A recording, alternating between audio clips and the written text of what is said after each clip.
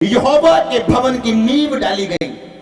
11वें वर्ष के बूल नामक 8वें महीने में वह भवन और सब समेत जो उसके उचित समझा गया बन चुका। इस रीति सुलेमान को उस भवन को बनाने में 7 वर्ष लगे। सब कहें आमीन। पहला राजाओं 7 उसकी 1 आयत में लिखा, सुलेमान ने अपना भवन भी बनाया, अपना घर भी बनाया और उसके निर्माण कार्य में 13 वर्ष लगे। सबको आमीन। और लिखा उसने लबानोनी नामक वन नामक महल बनाया जिसकी लंबाई 100 हाथ, चौड़ाई 50 हाथ, ऊंचाई 30 हाथ की थी। वह देवदारू यानी एक बहुत महंगा पेड़ के खंभों की 4 पंक्तियों पर बना और खंभों पर देवदारू यानी देवदारू लकड़ी की कड़ियां रखी गई। सब बोलो आमीन। जो भवन राजा सुलेमान ने यहोवा के लिए बनाया, तो पहला राजाओं 6 उसकी 2 आयत में लिखा, उसकी लंबाई 60 हाथ, चौड़ाई 20 हाथ और ऊंचाई 30 हाथ की थी। सब बोलो आमीन। अपनी आंखें खोलो और मेरे देखो 1 मिनट के लिए। आप जानते जब मैंने बाइबल को पढ़ा तो मैंने क्या पढ़ा उसमें? मैं आपको एक बात बताना चाहता हूं। आज आपके छुटकारे की रात है यीशु मसीह के नाम में। आप आए जिस तरह भी हैं, यहां से गवाही को लेके जाएंगे यीशु मसीह के सामर्थ्य नाम में। अब सुनो परमेश्वर का वचन। उन्होंने कहा कि 4थे वर्ष में यानी 7 वर्ष लगे परमेश्वर का भवन बनने में। हाँ या ना? जब मैंने बाइबल को ध्यान से पढ़ा मैंने देखा कि जो भवन बनाया गया खुदा के लिए, उसको बनाने में कितने साल लगे? 7 साल। लेकिन जो राजा का घर था उसको बनाने में कितने साल लगे? 13 साल। लेकिन जो परमेश्वर का भवन था वो लिखा उसकी लंबाई 60 हाथ, चौड़ाई 20 हाथ और ऊंचाई 30 हाथ थी। इसका मतलब वो 90 फुट के करीबन अगर हम लगाएं, 120 लगाएं, अगर 1 हाथ हम 2 फुट का लगाएं तो उसकी लंबाई चौड़ाई जितनी बनती है उससे दुगनी थी उस महल की ऊंचाई और चौड़ाई जो सुलेमान ने अपने लिए बनाया था। जब मैंने ये वचन पढ़ा मेरे को अच्छा नहीं लगा। कितने मेरी बात को समझ रहे हैं?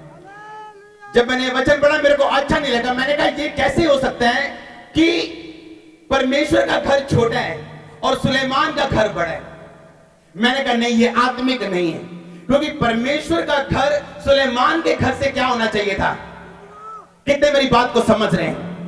जब पहली बार मैंने ये वचन पढ़ा था सालों पहले और लगातार मैं पढ़ता आ रहा था, मेरे को अच्छा नहीं लगा। मेरे को ऐसा लगता था कि सुलेमान शायद शारीरिक इंसान है। आज मैं फिर वचन पढ़ रहा था, मैंने फिर ये हिस्सा पढ़ा।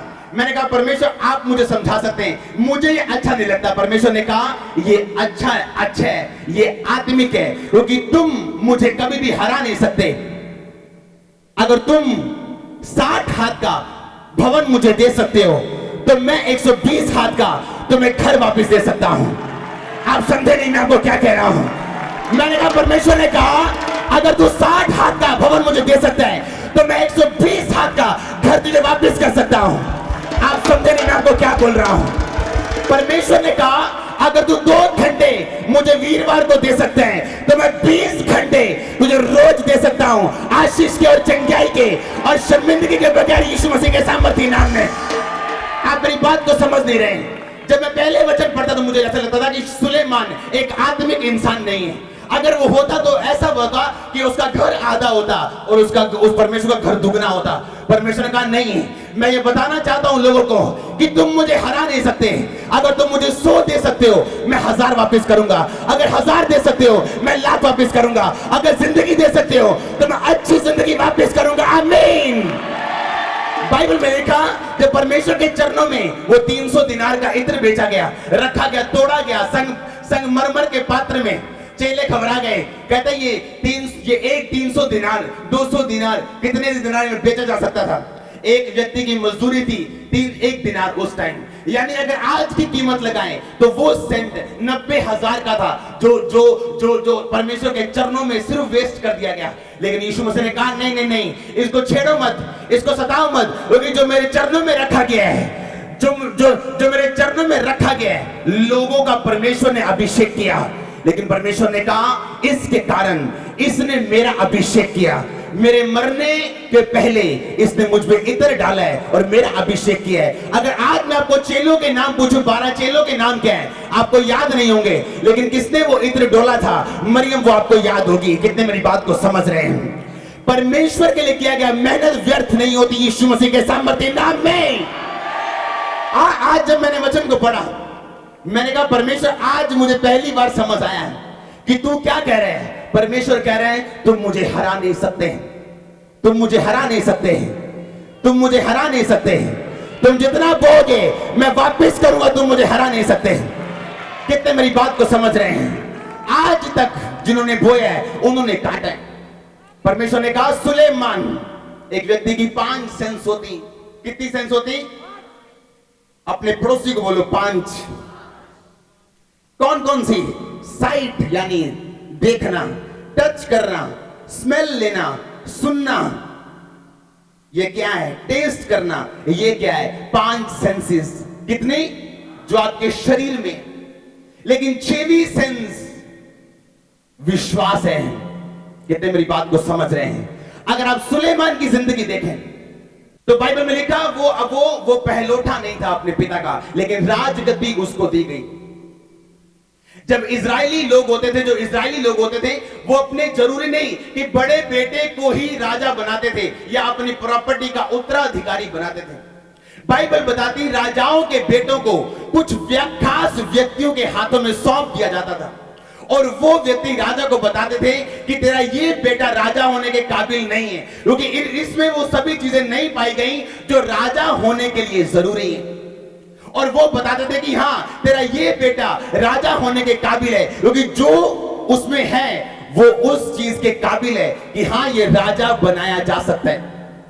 आज कौन जेलसी रखता है? जिसकी फेथ, जिसकी 6वीं 6ठी सेंस खुली नहीं है, क्योंकि वो व्यक्ति ये सोचता है कि शायद मेरी आशीष को दूसरा व्यक्ति खत्म कर सकता है, क्योंकि उसकी आशीष भी मेरे जैसी है। कितने मेरी बात को समझ रहे हैं?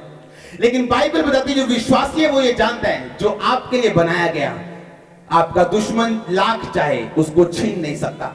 आपके लोग छीन नहीं सकते हैं। आपके लोग ये मोबाइल ले सकते हैं, आपसे शारीरिक चीज ले सकते हैं, उस अनुग्रह को कैसे छीनेंगे जिसके कारण ये मोबाइल आपके पास आया है? कितने मेरी बातों को समझ रहे हैं? हालेलुया। परमेश्वर ने कहा तुम मुझे हरा नहीं सकते। मैं सुलेमान को मैंने इसलिए दुगना भवन दिया। परमेश्वर के भवन की लंबाई 60 हाथ, सुलेमान के अपने घर की लंबाई 100 हाथ, परमेश्वर के भवन की जो चौड़ाई है वो 20 हाथ और उसके भवन की जो चौड़ाई है वो 50 हाथ और ऊंचाई दोनों की सेम है। कितने मेरी बातों को समझ रहे हैं? परमेश्वर ने कहा तुम मुझे हरा नहीं सकते। आज आपकी आत्मिक आंखें खुले हैं, कान खुले हैं, आप सुने, आप देखें यीशु मसीह के सामर्थ्य नाम में। मैंने कहा आप सुने और देखें यीशु मसीह के सामर्थ्य नाम में। मैं जानता हूं आज कौन सा दिन है, लेकिन उसके बावजूद भी हम हजारों की गिनती में यहाँ पे मौजूद हैं। ये प्योर प्लान है परमेश्वर का। जब आप घर से निकले थे, मैं आपको फिर बोल रहा हूं, आप जीतने के लिए निकले थे यीशु मसीह के सामर्थ्य नाम में। आप कहा मुझे पसंद नहीं आया, मैंने कहा जब आप निकले थे जीतने के लिए निकले थे। हालेलुया। कितने मेरी बातों को समझ रहे हैं? परमेश्वर ने कहा अब्राहम अपने बेटे को दे दे मुझे, जो तूने 25 साल के बाद पाया। कहता कोई बात नहीं परमेश्वर।